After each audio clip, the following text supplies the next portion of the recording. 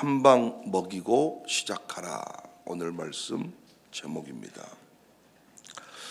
많은 성도들이 신앙생활을 이렇게 이해하는 것 같습니다. 고난이 오면 기도하고, 시험이 들면 말씀으로 위로받고, 병이 생기면 치료받고, 관계가 깨지면 신방을 요청한다. 물론 틀린 말은 아닌데 이건 너무 소극적인, 신앙생활을 잘못 이해하고 있는 모습이라 여겨집니다. 항상 무너진 다음에, 상처 입은 다음에, 한 방 얻어맞은 다음에 움직이는 모습이잖아요. 마틴 셀리그먼 심리학자인데 배움된 무기력이라는 책에서 사람은 반복적으로 당하기만 하면 이길 수 있는 상황에서도 스스로 포기해버린다, 이런 말을 했습니다. 우리가 신앙생활하면서 마귀에게 계속 당하고만 있다면 어차피 나는 늘 당하는 존재야 라는 정체성을 갖게 됩니다. 성경은 우리를 그렇게 무기력하고 소극적인 존재로 부르지 않았거든요. C.S. 루이스는 마귀가 가장 좋아하는 그리스도인은 자기 힘으로 살아가려다 계속 무너지고 낙심하는 사람이다, 이렇게 말했습니다. 오늘 본문을 보니까 그런즉 너희는 하나님께 복종할지어다 마귀를 대적하라, 그리하면 너희를 피하리라. 우리는 야고보서를 해석할 때에도 고난 중에 주시는 위로, 고난 중에 인내, 이렇게만 해석을 합니다. 그런데 사실은 오늘 본문 4장은 견딜 때가 아니라 싸울 때임을 말합니다. 당시 수신자들은 흩어진 디아스포라 유대인 그리스도인들, 경제적으로 약했고 사회적으로 소외당했으며 영적으로는 방어적이었던 그들. 그런데 야고보가 머뭇거리지 말고 복종해라, 숨어있지 말고 맞서라, 회피하지 말고 한방 먹여라. 그들은 이런 야고보서의 가르침 앞에 충격을 받았을 것 같습니다. 어떻게든 드러내지 않고, 살아남는 법을, 생존하는 법을 어떻게든 이렇게 배웠을 것인데, 야고보는 마귀가 너희를 피하게 만들어라, 얻어맞은 뒤에 와서 회복을 구하지 말고 숨어있지 말고 오히려 마귀가 질려버리게 만들어라, 마귀가 너를 피하게 만들어라, 이렇게 가르치고 있습니다. 대부분의 신자들 시험에 들고 나서 기도합니다. 그런데 우리 예수님은 시험에 들지 않게 깨어 기도하라, 시험 들기 전이 진짜 기도의 시간이라는 거예요. 어떤 부모는 아이가 대학을 떨어지고 방황하기 시작하자 그때부터 새벽 기도를 합니다. 그런데 선제적 공격형 신앙생활은, 오늘 본문의 야고보가 가르치고 있는 신앙은 임신했을 때부터 기도하는 거예요. 아이가 방탕하면 새벽 기도를 시작하는 게 아니라 임신했을 때부터 새벽 기도하는 거라고요. 자식이 집 나갔는데 어떤 부모가 새벽 기도 안 하겠습니까? 신방도 마찬가지입니다. 대부분 교회 신방은 문제 생긴 후에 요청이 됩니다. 진짜 성숙한 양육사는 그렇게 가정교회를 섬기지 않습니다. 무너지기 전에 담임 목사랑 연결시킵니다. 실제 상담학에서도 사전 개입이 사후 처치보다 4배의 효과가 있다고 말합니다. 제가 이해하는 신방은 고장 수리가 아니라 고장 방지여야 합니다. 항상 영사들이 뭐라고 말한 줄 아세요? 아무 문제가 없었어요. 저랑 어제까지 밥 먹었거든요. 저랑 어제까지 통화했거든요. 그런데 목사님께 그런 문자를 보냈어요. 이해할 수가 없네. 참 답답합니다. 그 사람이 교회 떠나서 망정이지 자살했으면 어땠을까요? 저는요, 우리 교회든 다른 교회든 교회 다니고 있다 그러면 별로 문제가 안 돼. 근데 자살했다 그러면 어쩌겠냐. 어제까지 나보고 웃었거든요. 어제까지 아무 문제 없었거든요. 자살했어요? 어머머, 이게 양육사입니까? 이 사람이 과연 목양장입니까? 항상 교회 떠난 뒤에 하는 말이 그런 말이 이상 없었거든요. 샬롬 교육 성사들도 마찬가지 아닙니까? 학생이 갑자기 문제가 생겼어. 그럼 이상 없었는데, 아무 느낌이 없었는데, 우리는 항상 이런 식입니다. 건강할 때 건강식을 챙겨 먹는 것이 지혜이지, 다 죽어간 뒤에 건강식을 먹으면 효과가 있습니까? 건강할 때 건강식을 챙겨 먹는 겁니다. 관계가 깨지기 전에 찾아가는 것이, 관계가 깨진 뒤에 찾아가는 것이 아니라 관계가 깨지기 전에 관계가 좋을 때 관계를 더욱 돈독하게 하는 것이 지혜다. 영적 선제 공격은 관계의 주도권을 쥐는 것입니다. 마귀가 낙심시키기 전에 먼저 가서 용기를 주고, 마귀가 관계를 깨뜨리기 전에 먼저 가서 관계를 돈독히 하고, 마귀가 외롭게 만들기 전에 우리가 먼저 안아주는 겁니다. 어떤 사람하고 문제를 일으키기 전에 그 사람하고 잘라놓으려고 하지 말고, 그렇게 그 사람하고 나쁜 사람하고 붙기 전에 좋은 사람이 먼저 품어주는 거죠. 좋은 사람이 품어주지 아니하니까 나쁜 사람에게 기회가 간 것입니다.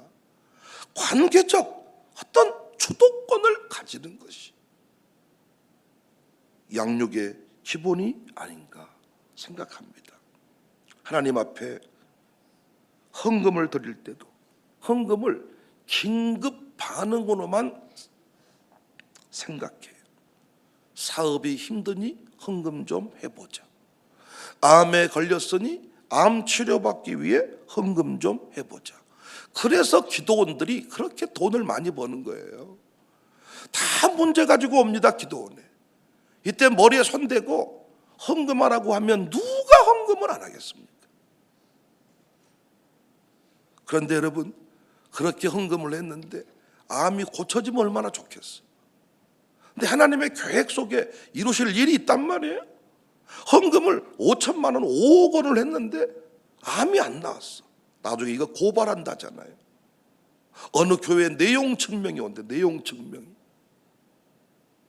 어느 기도원에 내용 증명을 보내. 어떤 내용 증명? 헌금 했는데 암 안 나왔으므로 헌금 환불 조치하라.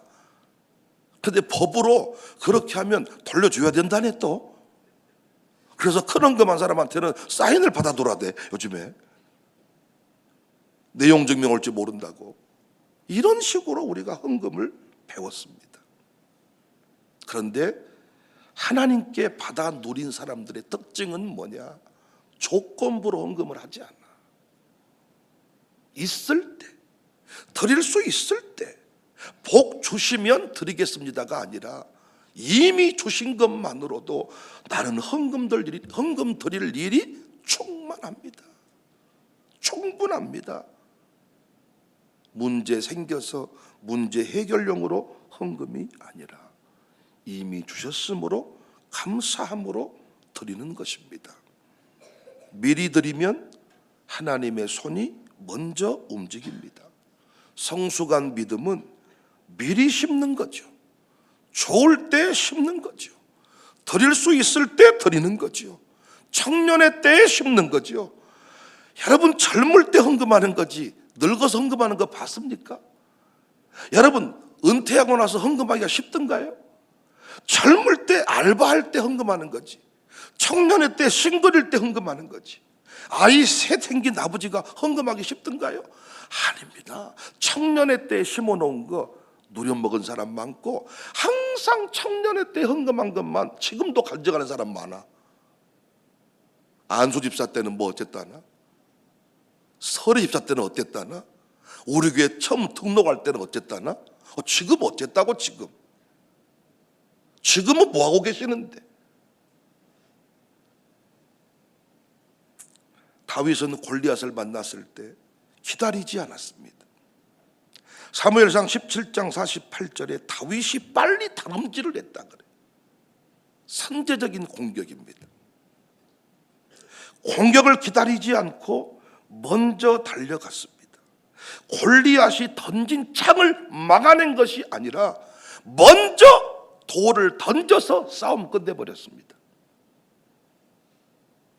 엘리야도 이스라엘 전체가 우상으로 물들었을 때 갈멜산으로 모이라고 먼저 전쟁을 선포합니다.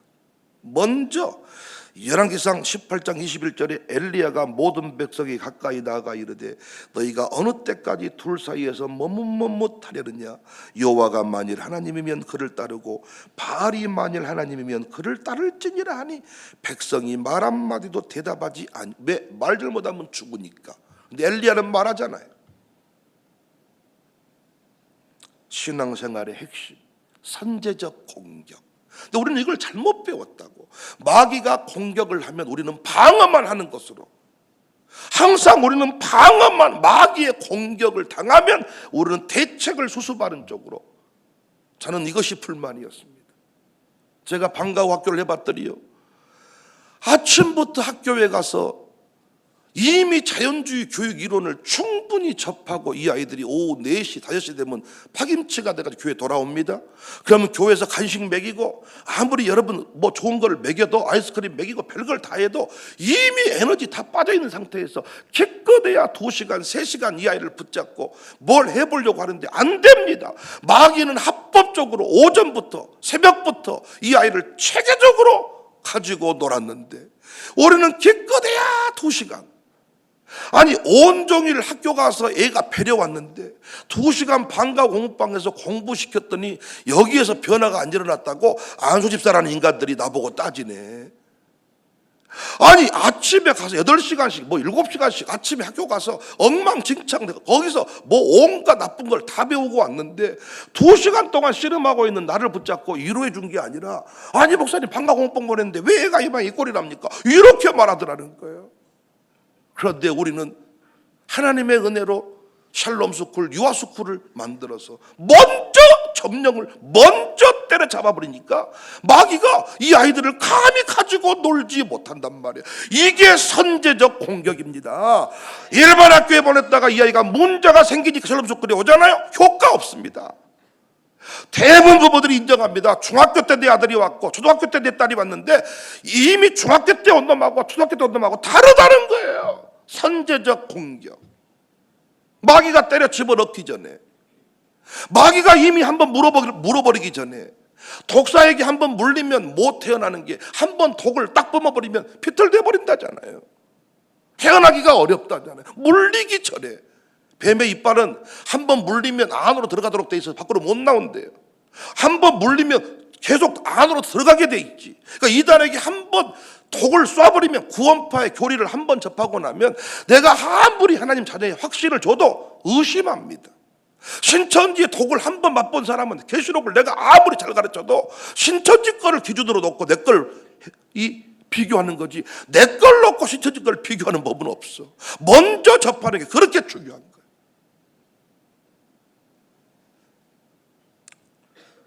기도는 소화기가 아니라 방화벽이다. 우리는 기도를 뭘로 배웠어요? 소화기로. 기도는 피할 길이 아니라 싸울 무기다. 기도는 패배 후의 위로가 아니라 승리의 승전보다, 승리의 예고편이다. 아직 아무 일도 없을 때가 기도할 때입니다. 아직 병이 없을 때, 할렐루야. 자녀가 괜찮을 때, 할렐루야. 우리 교회가 싸우지 아니할 때, 그때가 기도할 때입니다. 제가 교회 갈등 구조 또는 권사님들 지적, 장로님들의 지적 이런 설교를 하니까 목사님 지금도 교회에서 누가 나를 힘들게 하니? 그건 아직 설교의 기본기를 모르는 목사님이에요. 여러분, 교회가 갈등이 시작되었는데 장로님이 저를 공격하기 시작했는데 제가 장로님 설교를 할 수 있습니까? 그 설교했다가는 난리 나버립니다. 아무 공격이 없을 때, 아무 문제가 없을 때 장로님들의, 권사님들의 이 갈등 구조에 대해 설교할 수가 있는 거죠. 신앙생활의 이중 구조를 잊으시면 안 됩니다. 하나님께 복종하라, 마귀를 대적하라, 그리하면 피합니다. 여기서 복종하라는 군사적 용어로 상관의 명령에 즉시 따를 준비가 된 태도를 의미합니다. 마귀를 대적하라 역시 군사 용어이면서 단순 회피가 아니라 적극적인 저항, 심지어 역공을, 선공을 포함하고 있는 이야기입니다. 왜요가 아니라 즉시 사인을 주면 튈 준비를 하라는 거예요. 갈 준비를 하라는 거예요. 상대편이 아무렇지도 않는데 갖다 먼저 미사일을 쏘라 그러면 쏘아버릴 준비를 해야 된다는 거예요. 아니 당시 이 야고보서 수신자는 핍박 중에 있기 때문에, 공격을 받고 있기 때문에 숨어서 어떻게든 생존하는 법을 배우고 이런 것을 기대했을 것인데 이제는 뭐라고요? 성공하라네. 성공. 대적, 숨어있지 말고 일어서라. 우리 교회는 제발 마귀의 공격을 당한 뒤에 반응하는 존재가 아니라 마귀가 감히 다가오지 못하도록 먼저 한 방을 매기는 교회가 될 수 있기를 바랍니다. 마귀가 지금 우리 아이들한테 지금 접근을 못하는 게 우리가 한 방을 제대로 매기고 시작하거든요. 임신했을 때부터 우리는 말씀으로 무장을 시켜버리기 때문에 마귀가 이 아이들을 데려다가 미친놈을 만들어야 되는데, 우울증 환자를 만들어야 되는데, 부모님 때려 패는 폭력주의자로 만들어야 되는데 순종하는 예배자로 만들어버리니까 이게 천불이 나는 겁니다. 청년들 보니까 별 이상한 짓거리를 다 하고 교회 왔다가 떠나고 뭐 방탕하고. 아니 청년들한테 내가 답답한 게 뭐냐면 잿밥에 관심을 두지 말고 열심히 하나님 보고 신앙생활 잘하면 여자들은 다 그 영적으로 충만한 남자한테 끌려오게 돼 있거든요. 그러니까 여자한테 미친놈같이 꽃다발 주지 말고 오히려 그 돈 갖다 헌금하고 열심히 신앙생활 잘하고 있으면 때가 되면 다 여인들이 마음이 움직여서 목사님 저 남자랑 결혼하면 안 돼요 이렇게 할 건데 뭐 미친 변태같이 말이요. 재밌는 건 뭔 줄 아세요? 꽃다발을 모든 여자한테 다 준 거야. 미친놈이죠. 아니 알고 봤더니 꽃다발이 모든 여자한테 다 갔다니까. 모든 생일날 다 챙겨주고 장가 못 갈 놈입니다. 모든 여자에게 다 친절하다. 이거 아닌 거잖아요. 하나님 바라보고 신앙생활 열심히 잘하며 참 답답할 때가 많습니다. 하나님은 한번 택하면 절대 버리지 않거든요. 나중에 깨구락지를 만들어서 쓰시거든요. 보다 네 길을 갈 거면서 얻어맞고 가냔 말이야. 먼저 주님 내가 여기 있사오니 나를 써주세요 라고 먼저 자원하는 심령을 주셔서, 그러니까 여러분 타락하기 전에 상태가 뭡니까? 자원하는 심령이 있습니다. 요즘에는 목사가 문자 보내도 반응을 안 해버리는 시대입니다. 성령께서 감동을 줘서 연락드렸습니다 해도 반응을 못하는 시대입니다. 하나님이 처리하시죠. 예수님의 십자가는 인간에게 당한 사고가 아니라 예정된 계획이었으며 자발적인 순종이었습니다.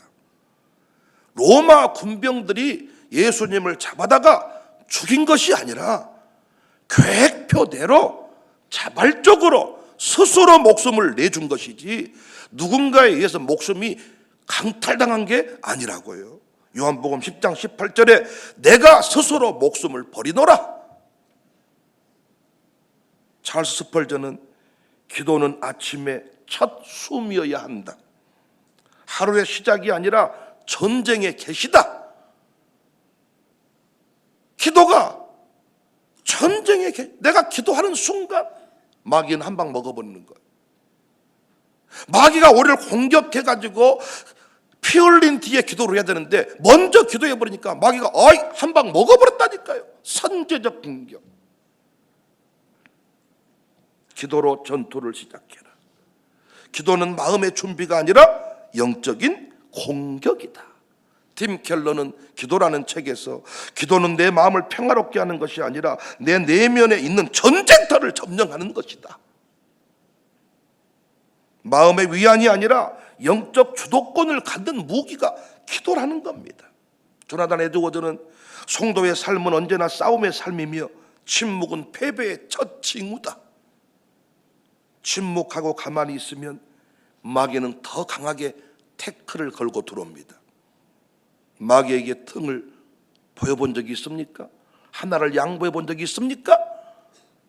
아예 나를 무너뜨리려고 더 큰 태클을 걸어올 것입니다. 오늘부터 달라져야 돼. 오늘부터 먼저 기도하십시오. 먼저 신방하십시오. 나쁜 놈이 그놈하고 관계를 맺기 전에 먼저 관계를 돈독히 하십시오. 문제당한 뒤에 목사 부르지 말고 좋을 때 목사를 부르세요. 목사님 큰일 났어요. 시험 든 것 같아요. 신방 한번 와주세요. 좋을 때는 지가 데리고 놀고는, 나쁠 때만 목사님 해결해 주세요. 물론 가서 해결이 되는 경우도 있겠지만 이미 사고 나버린 사람 거의 못 돌이키더라고요. 교회 떠나기로 마음 먹어버린 사람 거의 못 돌이킵니다. 그런 마음이 들기 전에 마귀가 그런 마음 가지고 이미, 아니 교회를 떠나기로 마음을 먹었다면 이미 또아리를 틀고 또 틀고 이미 새가 지나가다 똥 쌀 정도가 아니라 이미 머리에다가 새 집을 지었다는 정도인데 그걸 감지 못하고 있었던 거예요. 자살한 뒤에 어찌 이럴 수가 있었냐고. 아닙니다. 먼저 헌금하십시오. 먼저 헌금. 우리 교회는 참 그 부분에 대해서 제가 인정하는 부분이 많습니다. 어제도 어떤 권사님이, 목사님 내 딸을 위해 1,000만 원 정도 헌금하라는 감동이 와서 돈 만들고 있습니다. 문제가 있는 게 아니라 심으라는 감동이 와서 심으려고 준비하고 있대. 근데 우리는 항상 어때요? 아들이 병원에 누워 있어요. 아들이 감옥에 들어가 있어요. 감옥에 들어가 있을 때 변호사비가 기본이 550만 원입니다. 한 방에 나오면 550만 원에 끝나지만 항고하면, 상소하면 다시 550만 원 또 내놔야 돼. 1,000만 원입니다. 내 아이가 어떤 심장에 문제가 생겨서 병원에 입원하면 심장 치료하는데 기본이 3,000만 원입니다. 그런데 우리가 아들 심장 소리 듣고 숨 잘 쉬고 있는 아들 보면서 너를 위해 3,000만 원 헌금해야 되겠다, 이런 신자가 누가 얼마나 있겠어요? 그런데 우리는 그 정도의 신앙이 되어야 내 아들의 심장은 계속 아름다운 박동소리가 멜로디가 돼서 울려 퍼질 것인데 왜 우리는 지혜롭지 못할까요? 나는 정말입니다. 우리 교회가 한 방 먹이고 사는 교회다. 최근에 제가 주신 비전들이 너무 많아가지고 지금 말씀들이 많아가지고 계속 제가 단편 주제 설교를 지금 하고 있습니다. 참 42주년을 맞으면서 하나님이 막 깨달음들을 많이 주십니다. 지금 A.W. 토저는 하나님은 자기를 따르는 자들에게 세상의 눈치를 보며 움직이지 말고 영적 전쟁터에 돌진하라고 부르셨다. 술자리에서 저는 술을 안 먹습니다. 이렇게 이미 저는 집사입니다, 신자입니다, 이렇게 말을 하면 술잔 못 이긴다는 거예요. 그런데 먼저 회식 자리 가기 전에 일상의 삶 속에서 내가 신자임을 선포하며 살았다면, 신자답게 드러내놓고 살았다면 절대로 술자리에서 술 권하는 일이 없다는 거지. 근데 평상시에는 전혀 집사같이 안 살다가 아주 온갖 사기는 다 치고 거짓말 다 뺀질뺀질하고 맨날 거짓말로 조퇴하고 이런 삶을 살다가 술 먹기 싫으니까 집사입니다 이러면 나 잡사다 이 자식아. 코로나 때에도 다 다른 예배 드리도록 합니다. 그때는 아닌 척 하더니 갑자기 뭐 하니까 나는 교회 가야 돼. 잔소리 말고 내일 등산 와 이렇게 한다는 거야. 그러니까 먼저 선공을 해라. 선공을. 누가 묻지도 않았는데 내가 집사임을 말하고 장로임을 말하고 권사임을 말하고 목사 아들임을 말하고. 근데 저도 이게 쉽지가 않았습니다. 목사 아들임을 드러내기가 싫었습니다. 그런데 선공 먼저 드러내면 마귀가 감히 건드리지 못한다. 이단에게 물려가기 전에 우리가 이 아이들을 말씀으로 충만하게. 그래서 나는 이 새벽에 우리 부모들이 정신만 차리면 내 아이들이 재임에서 정명석한테 신천지 이만희에게 물려갈 일이 없습니다. 그런데 항상 신천지에 물려간 뒤에 고놈을 빼낸 고놈을 다시 정상의 삶을 살게 하려고 기도를 하는데 쉽지가 않습니다. 한 번 이단에 빠졌다 온 사람은 교회 생활이 쉽지가 않아. 절대 쉽지가 않아. 변화되었다고 믿으면 안 돼. 여전히 갈등 중이에요.